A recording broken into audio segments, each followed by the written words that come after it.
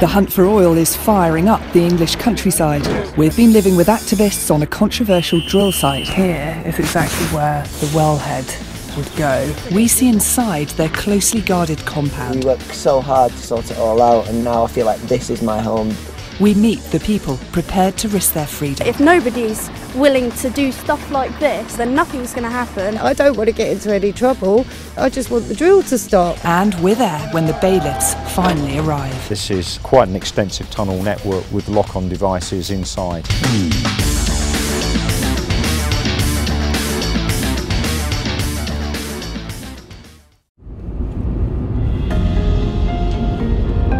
Here in the Surrey Hills, trouble is brewing. Oil has been found and permission's been given to drill in this area of outstanding natural beauty. Local campaigners have been fighting the oil company Europa for 8 years. When they lost their court case, a number of activists, or protectors as they call themselves, moved onto the site. This is their roadside camp, but in the woods behind where the drill will go, they've built something a lot more eye-catching, the fort. It's built to keep the oil company out, and for the moment we're kept out too.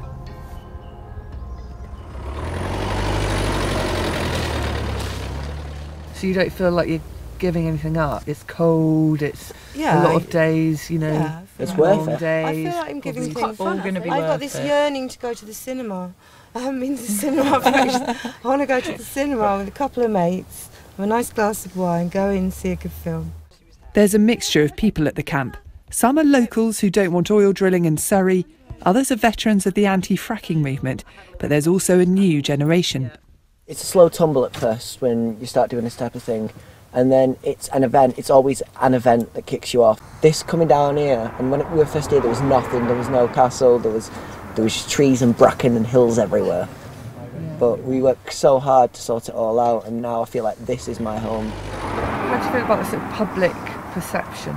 Some people have a dim view. Well, we're unwashed Swampies apparently. Yeah. You're all Swampies? Yeah. All crusty hippies. Yeah. Okay. Crusties. Well, Swampies quite inspirational, isn't it? Yeah. We don't mind Do you Swampy. even know who he is? Do you know who No, he is? don't have a clue. And it has a knock-on effect. Katie might not remember Swampy, the Newbury bypass protester in the 90s, but like him, she's prepared to take direct action. Earlier that day, along with others from the camp, she was near a field where drilling is already going on. Activists here have been doing what they call a slow walk, delaying lorries bringing in equipment. Obviously, we're not going to stop everyone using fuel by tomorrow, are we? It's going to take a long time, but if nobody's willing to do stuff like this and try and motivate people, then nothing's going to happen. And it's so beautiful around here, like, why would you want to ruin it? After 2 hours, the lorries only moved half a mile. Then, suddenly, it's allowed to speed up. But waiting for it further down the road is another slow walker. The police are starting to run out of patience. Think of the knock-on effect. One family, this is for everybody. So are you getting ready to go in front of the I will truck? do if I need to, but I don't want to get any warnings. Whoa, whoa! Oh, for crying out loud.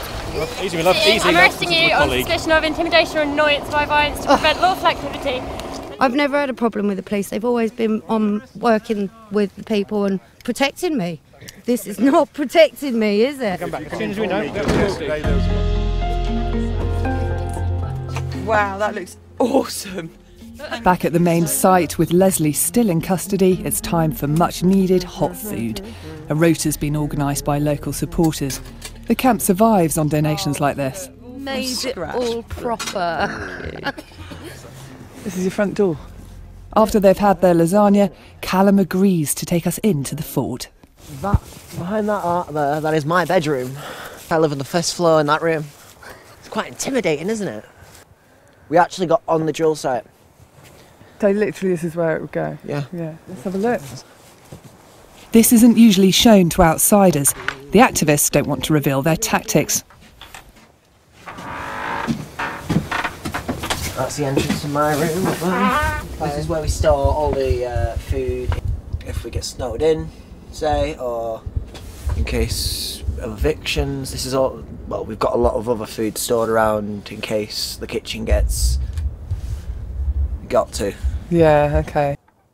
That is El Toilet. The camp. You don't want to be looking in there. Those places are hell on earth. So it's about 9:30 at night now, and it's getting quite cold. But luckily, the protectors here have given us the best spot to sleep in. So it's got its own little burner here. This is where everyone has been sitting all night. Perfect. Just got to be a little bit careful about that in the night. Well, the kettle's already been boiled. I've had my 3rd cup of tea now. But if you'd like a cup of tea, there's water waiting for you.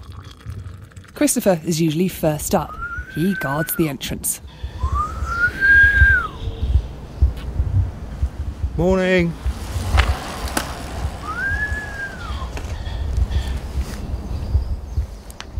Pheasant? Pheasant?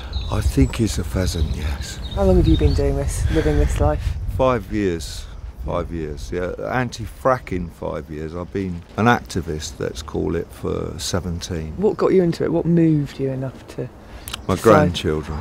I want my grandchildren to have the countryside in the same way as I did. I want them to have the country lanes, the ancient bridges. Katie! Katie's mum has come to pick her up to take her to college. Taxi! She's juggling studying with campaigning, and she spends most nights in the fort. Off to college? Yep. Yeah. How does that feel? It's going into a totally different world. Everyone always laughs at me because I don't have my eyebrows on. I've got makeup in my bag, but it's too dark to do it in there. Okay. Then Leslie turns up. She's spent much of last night in a police cell. I wasn't able to sleep when I got back because the mind's just been racing. You've never been in trouble with police before. What kind of got you on this path? Well, I suffer with depression and I live at the other side of Surrey, and I come up to the Surrey Hills. I come up here in my van and enjoy the beauty here and the peace and the tranquility, and it just sets you all back to square one again. And I heard that they wanted to drill for oil up here, and it's just shocking. Not here, not in my backyard, no. When the government planning inspector allowed drilling to go ahead at Leith Hill, he ruled that the short-term harm was outweighed by the local and national benefits. People still say you need oil to create everything. I've bought synthetic oil. Right. We make oil, we can synthesise oil, therefore we don't need to dig it out of the ground anymore. But the fact is that oil is part of the energy mix, and getting stuff in from abroad is more damaging to the environment in that sense. Yes, absolutely, I agree. Shipping it in, that's not good for the environment either, is it? How about we stop using oil? A few days later and everything has changed. The oil company has won a High Court battle and can have the protesters evicted. The illegal camp now has to go. A warning system's tested. They're worried that the bailiffs could turn up at any moment. So there's now a real sense of urgency here. Over the last few hours they've been building up the fortress. They've extended the tunnel system, and they've also got positions in trees. And it seems that some are willing to lock themselves in, so it's going to take a lot for the bailiffs and the police to get them out of here. We can pull one another down, uphill one another up. The system is set.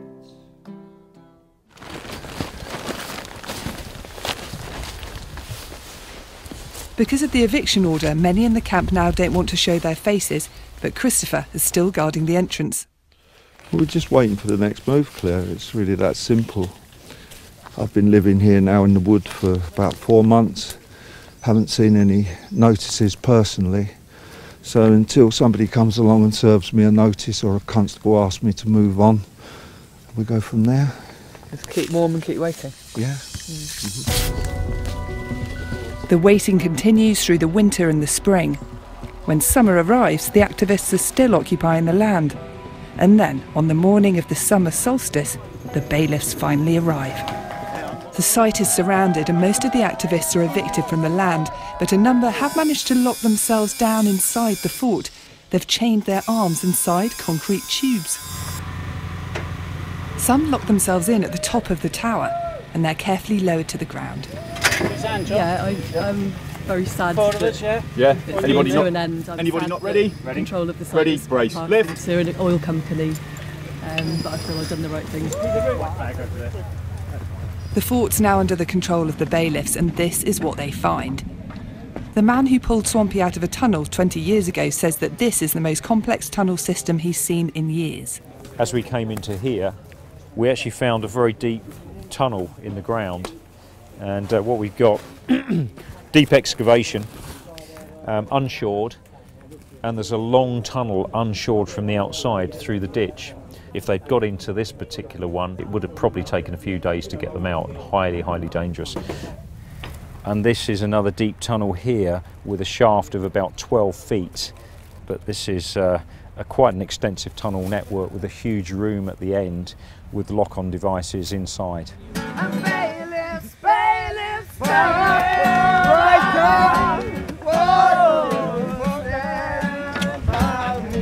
As their home for the past few months is torn down, the activists remain defiant. To have spread awareness to the local people to see if they could do more stuff, yes, it's been worth it. I'll move on to the next place that needs us. We'll stop this site and then we'll make fracking illegal, just like they did in France. I can't really get my head around the idea of this area that I've lived in and the wildlife I've come to know, and just the spirit of the place are going to be changed so much. I think when I do, I'll be quite sad, but I'm quite determined to carry on resisting it in any way I can. It makes me sick. It's in my stomach thinking about what they're going to do here. I'm devastated it's going to happen.